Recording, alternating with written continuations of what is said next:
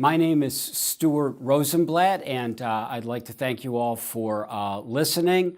I am a political activist in the Washington, D.C. area, heavily involved with legislation in the Congress and state governments, working with groups of colleagues to address a crucial problem facing the nation, namely the lack of infrastructure development and manufacturing, which was laid bare for the whole country to see this summer when the hurricanes hit in Florida, Texas, Puerto Rico, and elsewhere. And lo and behold, we not only have little in the way of infrastructure, but people unnecessarily lost their lives and cities and states were devastated. There are no bills currently extant in the United States Congress to address this from either party. There are some well-intended bills with no funding. The administration has no bill as of the latest reading last week, but there is a solution.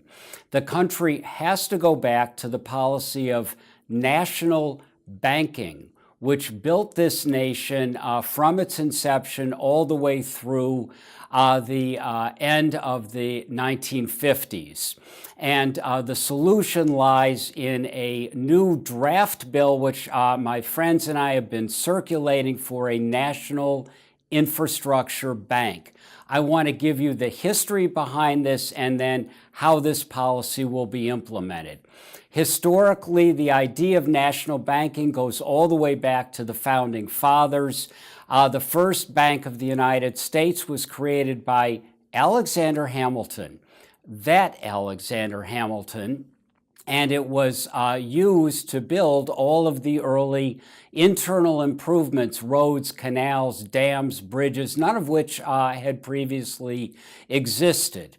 The second Bank of the United States was reached its high point under John Quincy Adams and the bank president Biddle, and they were directly involved in helping to fund all of the railroads and all of the canals that built the country from the East Coast all the way through what was called the Ohio Country or the Western Reserve, which began to really develop the nation. That bank was killed by one of the worst presidents we ever had, Andrew Jackson, but the policy of national banking and a national bank was revived under President Abraham Lincoln, a big advocate.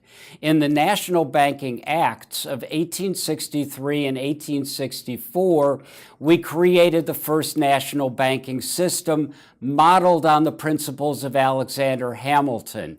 The government created a national bank network. The banks bought debt and parked it in the Treasury. The government then issued the famous greenback, and it was the greenbacks acting as credit that were deployed to build the steel industry, iron industry, mining industry, and eventually all the industries that both won the Civil War and directly built the transcontinental railroads that in 1869 connected the East Coast and the West Coast and made us one nation. That policy went on for a number of decades and then flagged. It was revived by Franklin Roosevelt in 1933. President Roosevelt had a bill like Hamilton's for a national bank, could not get it through. The Congress grabbed the Reconstruction Finance Corporation of Herbert Hoover and turned it into a national bank. The Reconstruction Finance Corporation was used to build much of the New Deal, including the Homeowners Loan Corporation, which rescued many people who had lost their homes, the Commodity Credit Corporation, which saved farms, and it built entirely the Rural Electric Administration, which brought electric power to much of the country which never had it. It also created the Fannie Mae, the Federal National Mortgage Agency. It created the Ex-Im Bank, etc. In World War II, however, the Reconstruction Finance Corporation was a massive contributor to the industrial expansion that allowed the material might of the country to be brought forward to win World War II. The synthetic rubber industry was built from scratch by the Reconstruction Finance Corporation, as was the airplane industry, as was the aluminum industry, and on and on. And most emphatically, the machine tools that built all of the other industries were built by the Reconstruction Finance Corporation. It was actually called the fourth branch of government. It was known as the biggest bank in the world. It unfortunately lapsed in the 1950s, and the country gradually went downhill after that. We are now in a mess. We have to revive this policy. There is now circulating a new bill for a national bank, which I can make available to people, and we'll show you how to get it after this broadcast. This bank will build all of the infrastructure that the country urgently needs in tandem with the federal government. It will revive manufacturing. It will revive, most importantly, productivity. How will this bank be financed? There are currently $14 trillion in outstanding U.S. treasuries. Those treasuries can be traded by the holders of those treasuries who are currently making a meager 0 to 2% interest for bonds or preferred stock in the national bank, which will pay a federally insured guaranteed 4 to 5%. That is no new debt, no new government appropriations. This will then be opened up to investment by the public. The bank will issue bonds or stock. The public can invest pension funds, banks, corporations, cities, states, and so we will have no problem raising $2 to $5 trillion. The bank will pay a federally insured 4 to 5%. How will that be paid? We will pay the interest by a dedicated tax. And the best way is an increased gas tax, which everybody has been calling for, from the building trades to many Republicans and Democrats in Congress. The National Bank will build all of the necessary infrastructure that we've neglected in concert with the government. It will also build big projects. High-speed railroads, a network of at least 25,000 miles, new power plants, and a new water system. So the country will not have to go through what went on in Flint, Michigan, and many other cities over the last number of years. In addition, the bank will pay Davis-Bacon wages, meaning prevailing wage, high wages, high benefits, and will rapidly increase the productivity of the country. Now, finally, let me say that this bank will address this crisis that the country has been facing. So the question we always get is, who's opposed to this national bank? Well, that answer is very simple. Wall Street, the biggest Wall Street banks, the J.P. Morgan Chase, Citibank, Bank of America crowd have a racket going on.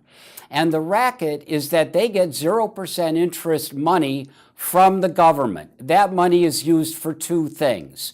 Number one, to invest in more derivatives, securities of the most questionable sort that collapsed in 2008. These big banks are only holding nearly $250 trillion worth on their books. Secondly, is that they are loaning out the cheap money to corporations and others to buy, and themselves to buy back their own stock. You want to know why the stock market is skyrocketing? Ask the Wall Street banks. The corporate debt level in this country, courtesy of this cheap credit, which is virtually all consumed in stock buybacks, is now $14 trillion, could burst at any point, and is being done courtesy of the 0%. So that's where our opposition is. Let me say this, there is no reason why this nation can't launch a gigantic infrastructure manufacturing driver program. A recent study out of Ohio State University said that one of the main causes of the opioid epidemic is lack of good jobs, lack of production, a sense of no future, cultural despair. And they say that it has been the collapse of good jobs and production that has directly fed the opioid, heroin, fentanyl, and other epidemics. This is the time we can address this crisis with a durable solution. There is a draft bill circulating, which is 4 pages, modeled on Hamilton's original bank. In addition, a dozen state legislatures have introduced resolutions this year in support of that national bank. The lower house in Illinois passed one of those resolutions, and many more are pending. In addition, city councils are now introducing similar resolutions. So I would say to you, if you would like to get involved in this effort, please contact myself or my colleagues. The phone number and email will be available on the screen, and I would urge you to join this effort. Again, this is Stuart Rosenblatt thanking you for your time and urging you to contact your members of Congress to get this legislation introduced now, and let's go back to the policies that built this country and go back to a durable Franklin Roosevelt, John F. Kennedy solution. There is a solution to this crisis. Thank you.